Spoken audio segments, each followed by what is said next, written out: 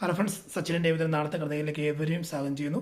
ഈ ചാനൽ ആദ്യമായിട്ട് കാണുന്ന ആരെങ്കിലും ലൈക്ക് ചെയ്ത് സബ്സ്ക്രൈബ് ചെയ്ത് കാണാൻ വേണ്ടി ഒരു കൂടി ഓർമ്മിച്ചിട്ട് വീഡിയോയിലേക്ക് കിടക്കാം. അങ്ങനെ നമ്മുടെ ശ്രുതി വളരെ വിഷമിച്ച് നമ്മുടെ മാമയുടെ ചെല്ലുന്നു. മാമയുടെ അടുത്ത് വെച്ചിട്ട് പറയാം, ആൻറ്റി ഞാൻ ഇപ്പോൾ അനുഭവിക്കാൻ പറ്റാത്ത രീതിയിലുള്ള പല രീതിയിലുള്ള പ്രശ്നങ്ങളാണ് ഞാൻ അനുഭവിച്ചുകൊണ്ടിരിക്കുന്നത്. അതായത് എന്നെ അവിടെ ടൊട്ടിക്കിട്ട് കഷ്ടപ്പെടുത്തിക്കൊണ്ടിരിക്കുക നമ്മുടെ ചന്ദ്രാൻറ്റി. അപ്പം ഞാനൊരു തെറ്റ് ചെയ്തു പോയി, ശരിയാണ്. പക്ഷേ ആ കാശ് എടുത്ത് ഞാൻ ഉപയോഗിച്ചത് നമ്മുടെ സ്തുതിയുടെ കാര്യത്തിന് വേണ്ടി തന്നെ അല്ലേ, അല്ല ഞാൻ വേറെ എൻ്റെ ആവശ്യത്തിന് വേണ്ടി ഒന്നും അല്ലല്ലോ എന്ന് പറഞ്ഞപ്പോഴത്തേക്ക്, ശരിയാണ് മോളെ, നിൻ്റെ അവസ്ഥ എനിക്ക് മനസ്സിലാകുന്നുണ്ട്. ഞാനൊരു കാര്യം പറയാം, നിന്നെ ഞാൻ സഹായിക്കാം, നിൻ്റെ കൂടെ നിൽക്കാം. ഒരു കാര്യം ചെയ്യും, നിന്നെ മരുമോളായിട്ട് അവിടെ ഇൻട്രൊഡ്യൂസ് ചെയ്തതും നിങ്ങൾ രണ്ടുപേരുടെ ബന്ധം, ശ്രുതിയും നീയും തമ്മിലുള്ള ബന്ധം കൊണ്ടുവന്നത് ഞാൻ തന്നെയല്ല. അപ്പം ഞാൻ തന്നെ അത് കാര്യങ്ങളെല്ലാം പറഞ്ഞ് സെറ്റാക്കാം എന്ന് പറഞ്ഞു എൻ്റെ ശ്രുതിയോട് ഭാമ പറഞ്ഞ് സമാധാനപ്പെടുത്തുവാണ്. അപ്പം എന്നിട്ട് ഇതെല്ലാം ചേർന്ന് ഞാൻ ചന്ദ്രമതിയോട് സംസാരിക്കാമെന്നൊക്കെ പറഞ്ഞു. അതുകൊണ്ട് പിന്നെ ചന്ദ്രമതിയെ കാണാൻ വേണ്ടി ചന്ദ്രമതി എന്നിട്ട് ഭാമയെ കാണാൻ ഒരു ദിവസം വരുമ്പോഴത്തേക്ക് പറയുവാണ്, ചന്ദ്രമതി ഇന്ന പോലെ ശ്രുതിയെ നീ ഇത്രയും കഷ്ടപ്പെടുത്തരുത്. കാരണം ഞാൻ ഒരുപാട് വേദന അവൾ അനുഭവിക്കുന്നുണ്ട്. അവൾ എൻ്റെ ഒന്നും പരാതി പറഞ്ഞു. മാത്രമല്ല ഞാൻ അറിയുന്നുണ്ട്, ഞാൻ കുടുംബത്തിൻ്റെ വിഷയങ്ങളൊക്കെ അറിയുന്നുണ്ട്. നീ ഇത്രയും എന്തിനാ ചെയ്യുന്നത്? അവൾ ചെയ്ത് തെറ്റാണ്, ശരിയാണ്. അവൾ ചെയ്ത തെറ്റ് നമുക്ക് മനസ്സിലാക്കാൻ പറ്റും. പക്ഷേ അത് നീ വേണ്ടാന്ന് വെക്കണം. കാരണം നീ ഇപ്പം കൊടുത്ത ശിക്ഷയൊക്കെ ഇപ്പോൾ മതിയല്ലോ. അവളൊരു മരുമകളായിട്ട് ഏറ്റെടുക്കുക. അവളോട് നീ ക്ഷമിക്കുക എന്നൊക്കെ പറയുമ്പോഴത്തേക്ക്, ഇല്ല, അവളോട് ഒരിക്കലും ക്ഷമിക്കാൻ പറ്റത്തില്ല. കാരണം അവൾ എൻ്റെ കെട്ടിയവൻ 53 ലക്ഷം രൂപ അടുത്ത് ചിലവാക്കിയിട്ട് ആ ചിലവാക്കിയ കാശ് എൻ്റെ മകനെ കൊണ്ട് പറയിപ്പിക്കുകയും ചെയ്തു. അവൻ പറയാൻ തയ്യാറായിരുന്നു. അവനെ കൊണ്ട് പറയിപ്പിക്കുകയും ചെയ്യുന്നുള്ള രീതിയിൽ നിൽക്കുകയും ചെയ്തത്. അപ്പോൾ അതിൻ്റെ അകത്ത് നീ ഒന്ന് ആലോചിച്ച് നോക്കി. ആ അവസ്ഥയിൽ, കാരണം ഞങ്ങളെ കബളിപ്പിക്കപ്പെട്ട ഒരു കുടുംബത്തെ മുഴുവൻ ഇല്ലാതാക്കാൻ ചെയ്ത് അവനത് പറയുമായിരുന്നെങ്കിൽ ഈ സംഭവം വിഷയം തീർന്നാണ്. ഇപ്പോൾ ഒരു കുടുംബത്തെ തന്നെ ഒരു കളിപ്പിക്കാൻ വേണ്ടി ഒരു പെണ്ണ് ബാക്ക്ഗ്രൗണ്ട് നിൽക്കുമെന്ന് ആലോചിച്ച് നോക്കി. അപ്പോൾ ഞങ്ങളെ ഇനിയും കളിപ്പിക്കാൻ തയ്യാറാകത്തില്ലേ? അവൾ അങ്ങനെ ചെയ്യാൻ പാടില്ലെന്ന് ഓർത്ത് തന്നെയാണ് ഞാനിങ്ങനെ ചെയ്യുന്നത്. മാത്രമല്ല അവളുടെ അപ്പൻ അവിടെ ഇളയപ്പനും വല്യപ്പനൊക്കെ അവിടെ കാശുണ്ടെന്ന് പറഞ്ഞിട്ട് ആ കാശ് അത് പറയുന്ന മാത്രമല്ല എൻ്റെ വീട്ടിൽ നിന്ന് കൊണ്ടുവന്ന കാശാണെന്ന് കൂടെ ചെന്ന് പറയുമ്പോഴത്തേക്ക് ഞങ്ങൾക്ക് ഉണ്ടാകുന്ന മാനസികാവസ്ഥ ആലോചിച്ച് നോക്കി. പറഞ്ഞാൽ അതൊന്നും അല്ല അവൾ ചെയ്തത്. അവൾ ചെയ്തതെന്ന് പറഞ്ഞാൽ വളരെ തെറ്റാണെന്ന് പറഞ്ഞപ്പോഴത്തേക്ക് ഭാമ പറയാം, എന്താണല്ലോ അവളുടെ ഇളയപ്പനും അപ്പനൊക്കെ കാശുള്ള ആൾക്കാരെ നാളെ അവർ കാശ് കൊണ്ടുവന്നു കഴിഞ്ഞാൽ നമ്മളവിടെ എന്താവും, അവൾക്ക് നാളെ നമുക്ക് സാമ്പത്തികം അവളിൽ നിന്ന് കിട്ടും എന്നൊക്കെ പറയുമ്പോഴത്തേക്ക് ശരിയായിരിക്കും. പക്ഷേ ഞാൻ ഇനി പഴയതുപോലെ അവൾ വിശ്വസിക്കത്തില്ല. അവൾ ചെയ്ത് തെറ്റ് പുറക്കാൻ പറ്റാത്ത, കാരണം കാശുണ്ടായിട്ട് മാത്രം കാര്യമില്ല എന്ന് എനിക്ക് മനസ്സിലാക്കി തുടങ്ങിയിട്ടുണ്ട്. കാരണം ഞാൻ കൂടെ നിൽക്കുന്നവർ, വിശ്വസ്തരായിട്ട് നിൽക്കുന്നവർ ഉണ്ടെങ്കിൽ മാത്രമേ കാര്യങ്ങൾ നടക്കത്തുള്ളൂ എന്ന് മനസ്സിലാക്കി നിൽക്കുന്ന ഞാൻ. അതുകൊണ്ട് ഇനിയിപ്പം ഇതിൻ്റെ അത് വേറൊന്നും ചെയ്യാനില്ല, ഞാൻ നോക്കട്ടെ എന്ന് പറഞ്ഞ് ചന്ദ്രമതി ഇറങ്ങിപ്പോകണം. ചെന്നപ്പോഴത്തേക്ക് ചന്ദ്രമതി ചെല്ലുമ്പോഴത്തേക്ക് രവീന്ദ്രൻ പറയാം, ചന്ദ്രമതി നീ ഒന്ന് ക്ഷമിക്കുക, അവളോട് ക്ഷമിക്കുക. ഇത്രയും നീ അവൾക്ക് ശിക്ഷ കൊടുക്കരുത്, അവളെ ഒറ്റയ്ക്കിട്ട് പണി ചെയ്യിപ്പിക്കരുത്, ഒറ്റയ്ക്കിട്ട് അവളെ ഒറ്റപ്പെടുത്തരുത് എന്നൊക്കെ പറയുമ്പോഴത്തേക്ക് പറയാം, രവിയേട്ട ഞാൻ ചെയ്തത് ശരിയാണ്. കാരണം എൻ്റെ മോൻ നിരപരാധിയാണ്. അവനെയും കൂടി ഇതിൻ്റെ അകത്ത് നിന്റെ മോൻ നിരപരാധിയോ? നിന്റെ മോൻ ലോക ഫ്രോഡാണ്. അവനെ പണ്ട് തൊട്ടേ പഠിച്ചതാണ് ഞാനും സച്ചിയൊക്കെ. പല പ്രാവശ്യം നിന്നോട് പറഞ്ഞിട്ട് പോലും നീ ഇത് മനസ്സിലാക്കിയിട്ടില്ല. എന്നിട്ട് നീ ശ്രുതിനെ മാത്രം എന്താണ് കുറ്റപ്പെടുന്നത്? രണ്ടുപേരും കൂടി രണ്ടുപേരും ചെയ്ത തെറ്റാണ്. അതിനകത്ത് ഒരാളെ മാത്രം കുറ്റപ്പെടുത്തിയിട്ട് യാതൊരു കാര്യമില്ല എന്നൊക്കെ പറയുമ്പോഴത്തേക്ക് നമ്മുടെ ചന്ദ്രമതി പറയുവാണ്, അതൊന്നുമില്ല, എന്താണല്ലോ അവൾ ചെയ്ത് തെറ്റാണ്, അവളെ ഞാൻ അങ്ങനെ വെറുതെ വിടാൻ ഉദ്ദേശിക്കുന്നില്ല എന്നൊക്കെ പറയും. അപ്പം രേവതിയും പിന്നെ വരും. രേവതിയും വന്നിട്ട് പറയുന്നത്, അമ്മ ഒറ്റപ്പെടുത്തുന്നുണ്ട്, കാരണം ഒരുപാട് ഒറ്റപ്പെടുത്തുന്നുണ്ട് അവളെ, അല്ല നമ്മുടെ ശ്രുതിനെ ഒറ്റപ്പെടുത്തുന്നുണ്ട്. അമ്മ ഇത്രയും ശിക്ഷയൊന്നും കൊടുക്കണ്ട, അത് ക്ഷമിക്കത്തില്ല എന്ന് കേൾക്കുമ്പോഴത്തേക്ക്, മോളെ നിനക്ക് ആ മനസ്സുണ്ട്, കാരണം നമുക്ക് ആ മനസ്സില്ല. കാരണം ഞാനും ശ്രുതി എല്ലാം ചെന്ന് ഒരുപാട് ഇല്ലാതാക്കിയിട്ട് ഒരുപാട് നിന്നെ കുറ്റപ്പെടുത്തിയിട്ടുണ്ട്, ഒരുപാട് അവഹേളിച്ചിട്ടുണ്ട്, ഒറ്റപ്പെടുത്തിയിട്ടുണ്ട്. പക്ഷെ അവിടെ എല്ലാം നിനക്ക് അതിനെ സഹിച്ച് ക്ഷമിച്ച് നിൽക്കാൻ പറ്റി. പക്ഷെ അവൾ അങ്ങനെയാണോ ചെയ്യുന്നത്? മാത്രമല്ല നീ അതിലും ഒരു കുറ്റം ചെയ്തിട്ടില്ല. പക്ഷേ ഇത് ഇപ്പോഴാണ് എനിക്ക് മനസ്സിലാകുന്നത്, നീയാണ് ഇത്ര നല്ലതെന്ന് മനസ്സിലാകുന്നുണ്ട് മോളെ. അതുകൊണ്ട് എനിക്ക് പെട്ടെന്നൊന്നും അവളോട് ക്ഷമിക്കാൻ പറ്റത്തില്ല എന്നൊക്കെ പറഞ്ഞിരിക്കുമ്പോഴത്തേക്കും ശ്രുതി വന്നിട്ട് ചന്ദ്രമതിയുടെ കാലെ വീണ്ടും പറയും, അമ്മേ എന്നോട് ക്ഷമിക്കാം, ഇനി ഒരിക്കലും അങ്ങനെ ഉണ്ടാകത്തില്ല ആൻറ്റി, എന്നോട് ക്ഷമിക്കാം ആൻറ്റി എന്നൊക്കെ പറഞ്ഞ് കാലെ വീഴുന്നുണ്ട്. ഞാൻ ഇനി ഒന്നും ആവശ്യമില്ലാത്തൊരു തെറ്റ് ചെയ്യത്തില്ല എന്നൊക്കെ പറയുമ്പോഴത്തേക്ക് ചന്ദ്രമതി പിന്നെ ക്ഷമിക്കാൻ തയ്യാറാണ്. ക്ഷമ കൊടുക്കണം, കുഴപ്പമൊന്നുമില്ല, ഇനിയിപ്പം അങ്ങനെ ആവർത്തിക്കുന്നൊക്കെ പറഞ്ഞ് നിൽക്കുമ്പോഴത്തേക്ക് സച്ചി അങ്ങോട്ട് വരും. സച്ചി എന്നിട്ട് പറയാം, ശരി എല്ലാ പ്രശ്നങ്ങളെല്ലാം മാറിയല്ലോ, പക്ഷേ ഒരു കാര്യമുണ്ട്, അച്ഛൻ്റെ 53 ലക്ഷം രൂപ കൊടുത്തും തുടങ്ങിയ ഒരു ഷോപ്പാണത്.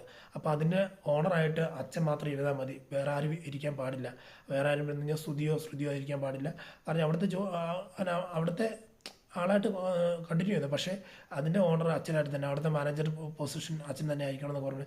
അപ്പം അതെന്നെ നീ അങ്ങനെ വർത്തമാനം പറഞ്ഞെന്ന് ശ്രുതി ചോദിക്കുമ്പോഴത്തെ അതല്ല കറക്റ്റ്, കാരണം അച്ഛൻ്റെ കാശ് തുടങ്ങിയ സ്ഥാപനം അച്ഛന് സ്വന്തമല്ലേ എന്നൊക്കെ പറയുമ്പോഴത്തേക്ക് എന്നിട്ട് വർഷയോടും ശ്രീകാന്തനോട് ചോദിക്കും, നിങ്ങൾക്ക് അച്ഛൻ്റെ ആ കാശ് വേണമെന്ന് ചോദിക്കും. ഉടനെ ഞങ്ങൾക്ക് വേണ്ട എന്ന് പറയുമ്പോഴത്തേക്ക് എന്നാൽ അച്ഛൻ തന്നെ അവിടെ ഇരിക്കേണ്ട, വേറെ ആണല്ലോ, അച്ഛൻ തന്നെ നോക്കി നടത്തട്ടെ എന്ന് പറയുമ്പോൾ അതിന് ശ്രുതിയെല്ലാം ദേഷ്യപ്പെട്ടുകൊണ്ട് അങ്ങോട്ട് അകത്തോട്ട് പോവാം. അത് അകത്ത് റൂമിൽ പോയി കഴിയുമ്പോഴത്തേക്ക് ശ്രുതി ചോദിക്കുന്നുണ്ട്, ഇപ്പം എല്ലാം മനസ്സിലായില്ലേ, നിൻ്റെ വീട്ടുകാരെല്ലാം ഇപ്പം കാണിച്ചുകൊണ്ടിരിക്കുന്ന പരിപാടി കാണിച്ചില്ലേ, നിനക്ക് അന്നേ ഇതൊക്കെ നോക്കി കണ്ട് ചെയ്തില്ല, നിനക്ക് പറഞ്ഞ് എന്നെ അടിച്ചാലും നീ നോക്കിക്കൊണ്ട് നിൽക്കും, നിന്നെ പിന്നെ ആരും അടിക്കാൻ ആരും ഇവിടെ സമ്മതിക്കത്തില്ലല്ലോ, കാരണം നിന്നെ അടിക്കണ്ടല്ലോ, അന്ന് എന്നെ അടിച്ചപ്പോൾ നീ നോക്കി നിന്ന, ഇപ്പം നിനക്ക് നിൻ്റെ ഈ സ്ഥാപനം വിട്ടു പോകുമ്പോഴത്തേക്ക് എന്താ എല്ലാം പോയി, എല്ലാം കൊണ്ട് കുളവായിക്കണം. പക്ഷെ ഞാനൊരു കാര്യം പറയാം, ഞാൻ എന്നാൽ 53 ലക്ഷം രൂപ അവളത് മേടിച്ച് തന്നുകൊണ്ടാണ് ഈ സ്ഥാപനം ഉണ്ടായത്.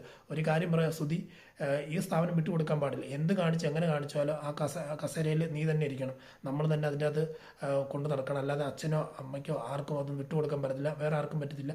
എന്തെങ്കിലും നീ കാണിച്ചേ പറ്റത്തുള്ളൂ എന്ന് പറയുമ്പോഴത്തേക്ക് ചന്ദ്രമതി അങ്ങോട്ട് കയറി വന്നിട്ട് പറയാം, ശ്രുതി ഈ സ്ഥാപനം തുടങ്ങിയത് രവിയേട്ടൻ്റെ കാശും കൊണ്ടാണ്, അതായത് നിൻ്റെ അച്ഛൻ്റെ കാശും കൊണ്ടാണ്. അപ്പം അതിൻ്റെ അകത്ത് ഇരിക്കേണ്ടത് ഞാൻ പറഞ്ഞല്ല, സച്ചി പറഞ്ഞത് അച്ഛനായിരിക്കേണ്ടതെന്ന് പറഞ്ഞു. അതുപോലെ തന്നെ ഞാനും പറയാം, രവിയേട്ടൻ തന്നെ അതിൻ്റെ അകത്ത് ഇരിക്കേണ്ടത്. പിന്നെ ഒരു കാര്യമുണ്ട്, നിങ്ങൾക്ക് 53 ലക്ഷം രൂപ എങ്ങനെ ഉണ്ടാക്കി വേണം തന്നിട്ട് വേണം നിങ്ങൾ ആ പൊസിഷനിൽ ഇരുന്നു. കാരണം വേറെ 2 മക്കളുണ്ട് ഇവിടെ. അതുകൊണ്ട് അപ്പൻ്റെ സ്വത്ത് 3 പേർക്ക് ഒരുപോലെ തന്നെയാണ്. അതുകൊണ്ട് ഇതിൻ്റെ അകത്ത് ക്യാഷ് നീ 53 ലക്ഷം തന്നിട്ട് നീ അതെടുത്തത്. ഉടനെ ശ്രുതി ചോദിക്കുന്നുണ്ട്, അത് എങ്ങനെ ആൻറ്റി അത് നടക്കുന്നത്? അത് നടക്കും, നിനക്ക് അപ്പനും ഇളയപ്പനും എല്ലാം പുറത്തുണ്ടല്ലോ, അവരുടെ ഈ ക്യാഷ് മേടിക്കുക, ക്യാഷ് മേടിച്ചിട്ട് ആ ക്യാഷ് ഇങ്ങോട്ട് തന്നു കഴിഞ്ഞു വരുന്നത് പിന്നെ പരിപാടി കഴിഞ്ഞില്ല. രവിയേട്ടൻ അവിടെ ഇരിക്കണമെന്ന് ആഗ്രഹമൊന്നുമില്ല, പക്ഷേ ഇതിപ്പോൾ ഇങ്ങനെ പൊയ്ക്കൊണ്ടിരിക്കുന്നതുകൊണ്ട് അവിടെ ഇരുത്തിയേ പറ്റൂ. അതുകൊണ്ട് നീ ആ ക്യാഷ് തന്നിട്ട് എടുത്തോളാൻ പറഞ്ഞ് ശ്രുതിയോട് പറയുമ്പോഴത്തേക്കും എന്നിട്ട് ചന്ദ്രമതി ഇറങ്ങിപ്പോണ്ടു. ആകെ ടെൻഷൻ അടിച്ചിരിക്കുക രണ്ടുപേരും, എന്ത് ചെയ്യണം ഏതെന്ന് അറിയുന്നില്ല.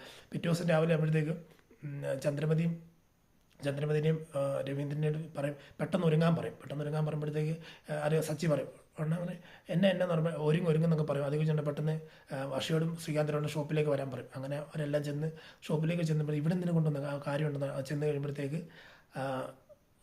ശ്രുതിയോട് പറയും, സച്ചി പറയും ശ്രുതി എഴുന്നേക്കെന്ന് പറയുമ്പോഴത്തേക്ക് എഴുന്നേറ്റിട്ട് രവീന്ദ്രനെ ആ കസേര പിടിച്ചിരുത്തിയപ്പോഴത്തേക്ക് പെട്ടെന്ന് ഒരു രവീന്ദ്രനോട് പറയും, രവീന്ദ്രനും 2 മാല എടുത്തുകൊണ്ടാണ്. അങ്ങനെ മാല എടുത്തുകൊണ്ട് സച്ചി രവീന്ദ്രന് മാറിയിട്ട് കൊടുക്കുകയാണ്. മാറിയിട്ട് കൊടുത്തിട്ട് അച്ഛൻ ഇവിടെ ഇരുന്നാൽ മതി, അവനെ ഇതിൻ്റെയൊക്കെ ആവശ്യം ഉണ്ടോയെന്ന് ചോദിക്കുമ്പോഴത്തേക്ക് അച്ഛനെ ഇത് നോക്കി നടത്തിയാൽ മതി. അപ്പം ശ്രുതി ചോദിക്കും, അപ്പം നീ ഇവിടുത്തെ വേലക്കാരൻ, കാരണം അച്ഛൻ്റെ കാശ് കൊണ്ട് തുടങ്ങിയ സ്ഥാപനമാണ്, അപ്പം അച്ഛനാണ് അതിൻ്റെ ഓണർ, നീയും ഞാനും മറ്റുള്ളവരെല്ലാം ഇവിടുത്തെ ജോലിക്കാരാണ് എന്ന് പറയുമ്പോഴത്തേക്ക് അത് പോസിബിൾ അല്ല, കാര്യമില്ലെന്ന് പറയും. എന്നാ പോസിബിൾ അല്ലാത്ത കാര്യം, നീ സമ്പാദിച്ച കാശല്ലല്ലോ എന്ന് പറയുമ്പോഴത്തേക്ക് എന്നിട്ട് രേവതി കൊണ്ട് ഒരു മാല കൊണ്ട് അമ്മയ്ക്ക് ഇടുന്നുണ്ട്.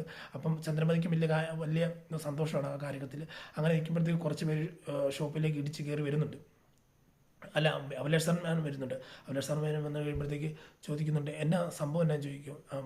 എന്നെ പോലെ സാറേ രവീന്ദ്രൻ പറയുന്നുണ്ട്, സാറേ ഞാൻ ഒരുപാട് നാളല്ലേ ഈ ഷോപ്പിലേക്ക് വന്നിട്ട്, ആ ഷോപ്പൊക്കെ ഒന്നൊന്ന് കണ്ടിട്ട് എങ്ങനെയുണ്ടെന്നൊക്കെ അറിഞ്ഞിട്ട് പോകാൻ വേണ്ടി നിൽക്കുമായിരുന്നു, അതാന്ന് പറയുമ്പോഴത്തേക്ക് സന്തോഷം എന്നൊക്കെ പറഞ്ഞു കഴിയുമ്പോഴത്തേക്ക് പെട്ടെന്ന് കുറേ സബ് ഡീലേഴ്സ് കയറി വരുന്നുണ്ട്. സബ് ഡീലേഴ്സ് വന്നിട്ട്, എടാ ശ്രുതി നീ ക്യാഷ് മേടിച്ചിട്ട് ഞങ്ങളെ കളിപ്പിക്കാനുള്ള പരിപാടി, നീ ക്യാഷ് കൊണ്ടുപോയിട്ട് എന്ത് ചെയ്യണം, ആ ക്യാഷ് താടാ പറഞ്ഞ് സാധനം താ എന്നൊക്കെ പറഞ്ഞുകൊണ്ടിരിക്കുമ്പോൾ അഭിലാഷ് മേനോൻ ചോദിക്കുക, ശ്രുതി എന്നെ സംഭവം എന്ന് പറഞ്ഞാൽ, അല്ല സാർ രവീന്ദ്രൻ പറയും, സാറേ അല്ല ക്യാഷ് വീട് മേടിക്കാൻ ഉപയോഗിച്ചെന്ന് പറയും, ആ ക്യാഷ് പോയെന്ന് അങ്ങനെ പറയുമ്പോഴത്തേക്ക് രവീന്ദ്രൻ പറയുന്നുണ്ട്, അത് സാർ അവനൊരു വീട് മേടിക്കാൻ ശ്രമിച്ചെന്ന് പറയുമ്പോഴത്തേക്ക് ചാടിക്കയറി സച്ചി പറഞ്ഞു, സാർ കുറച്ച് ക്യാഷ് എടുത്തായിരുന്നു, ആ ക്യാഷ് 30 ലക്ഷം രൂപ കൊണ്ട് ഒരു ആൾക്ക് കൊടുത്തു, പക്ഷേ ആൾ കളിപ്പിച്ച് പോയെന്ന് പറയുമ്പോഴത്തേക്ക് അഭിലാഷ് സാർ ശ്രുതിയോട് ചോദിക്കുന്നുണ്ട്, നീ എന്ത് പരിപാടി കാണിച്ചു, സബ് ഡീലേഴ്സിൻ്റെ അടുത്ത് ക്യാഷ് മേടിച്ചിട്ട് അല്ല അതിനു മുമ്പേ ഇവർ പറയുന്നുണ്ട്, എന്നാ സംഭവം ചോദിക്കുമ്പോഴത്തേക്ക് ഇന്നപോലെ ക്യാഷ് കൊടുക്കാമെന്ന് പറഞ്ഞിട്ട് കൊടുത്തില്ല, അല്ലെങ്കിൽ സാധനം കൊടുക്കാമെന്ന് പറഞ്ഞ് കൊടുത്തില്ല എന്നൊക്കെ പറയുമ്പോഴത്തേക്ക് ആ സബ് ഡീലേഴ്സിനോട് പറയുന്നുണ്ട്, സാധനം അവിടെ നിന്ന് പോകുന്നു, ജപ്പാനിൽ നിന്ന് പോകുന്നിട്ടുണ്ട്, നിങ്ങളൊന്ന് വെയിറ്റ് ചെയ്യണം, കാരണം അത് വരും, കുറച്ച് ദിവസത്തിനുള്ളിൽ വരും, നിങ്ങളുടെ സാധനങ്ങളെല്ലാം നിങ്ങൾ ഉദ്ദേശിച്ച സാധനങ്ങളെല്ലാം തരാം എന്നുള്ള രീതിയിൽ സബ് ഡീലേഴ്സിനോട് ഈ ആൾ, അത് നമ്മുടെ അഭിലാഷ് തന്നെ പറയുന്നുണ്ട്. അപ്പോൾ അങ്ങനെ ആ ഒരു വിശ്വാസത്തിൻ്റെ ഒരു പുള്ളി പോകുന്നുണ്ട്. പിന്നെ ഇവരോട് ചോദിക്കുമ്പോൾ പറയും, വീട് മേടിക്കാൻ വെച്ച് കാശ സാറേ അത് അവർ ഒരു കളിപ്പിക്കുന്ന പാർട്ടി കൊണ്ടുപോയി, അങ്ങനെ പോയപ്പോഴത്തേക്ക് ഓട്ടോമാറ്റിക്കായിട്ട് ക്യാഷ് അങ്ങനെ മിസ്സായതാ, ഇനി ഞങ്ങൾ നോക്കിക്കോളാം എന്ന് പറയുമ്പോഴത്തേക്ക് ശ്രുതിയോട് അഭിലാഷ് സാർ പറയുവാണ്, ഇനി മേലെ നീ ഈ പൊസിഷൻ പോലെ ഇരിക്കുക, നീ ഒരു ബിസിനസ്മാൻ അല്ലേ, ബിസിനസ്മാൻ എന്ന് പറഞ്ഞു തന്നാൽ പോരാ, അത് നോക്കി നടത്താനുള്ള കഴിവുണ്ടായിരിക്കണം, അതായത് കിട്ടുന്ന ക്യാഷ് കൂടുതൽ വെച്ച് ബിസിനസ്സൊക്കെ ഇൻവോൾവ് ആക്കിയിട്ട് അതിൽ നിന്ന് ക്യാഷ് ഉണ്ടാക്കിയിട്ടില്ല നേടേണ്ടത്, ഇത് തരുന്ന ക്യാഷ് എടുത്ത് ചിലവാക്കി കഴിഞ്ഞാൽ അങ്ങനെയാണ്, പ്രോഫിറ്റിൽ നീ മാറ്റി എന്തെങ്കിലും ചെയ്യണം വിഷയമില്ല, ഇത് ഒരാളത്ത് മേടിച്ചിട്ട് ആ ക്യാഷ് മേടിച്ചിട്ട് നീ ഇതിൻ്റെ അകത്ത് ഇൻവോൾവ് ആക്കി കഴിഞ്ഞ് കഴിഞ്ഞാൽ നമുക്ക് എങ്ങനെ ബിസിനസ് കൊണ്ടുപോകാൻ പറ്റും സുധി എന്നൊക്കെ ചോദിച്ച്, നീ ഇത് ഇനിയിപ്പം എന്താണ്ട് അച്ഛനും അനിയനൊക്കെ പറഞ്ഞ ഒരു ഉറപ്പുമേൽ ഇനിയും ഇവിടെ ഇത് കണ്ടിന്യൂ ചെയ്ത് തരാം, ഇനി മേലെ ഇത് ആവർത്തിക്കരുതെന്നൊക്കെ പറഞ്ഞ് പോകുമ്പോഴത്തേക്ക് ശരി എന്നൊക്കെ പറഞ്ഞ് പോവുകയാണ്. അപ്പം ആകെ കൺഫ്യൂഷൻ അടിച്ച് നിൽക്കുന്ന ഒരു സിറ്റുവേഷനാണ് ഇപ്പോൾ നമ്മൾ കണ്ടുകൊണ്ടിരിക്കുന്നത്. നാളത്തെ സീൻ ഈ സീനൊക്കെ നമുക്ക് നാളെ കാണാവുന്നതാണ്. ഈ ആഴ്ച ചിലപ്പം ഈ 2-3 ദിവസത്തിലുള്ള സീനൊക്കെ ഞാൻ ഉൾപ്പെടുത്തിയാണ് പറഞ്ഞേക്കുന്നത്. അപ്പം ഈ കാത്തിരുന്ന് തന്നെ കാണാമെന്ന് പറഞ്ഞുകൊണ്ട് ഇന്നത്തെ വിശേഷം ഇവിടെ പറയുന്നു. Signing off. Thank you.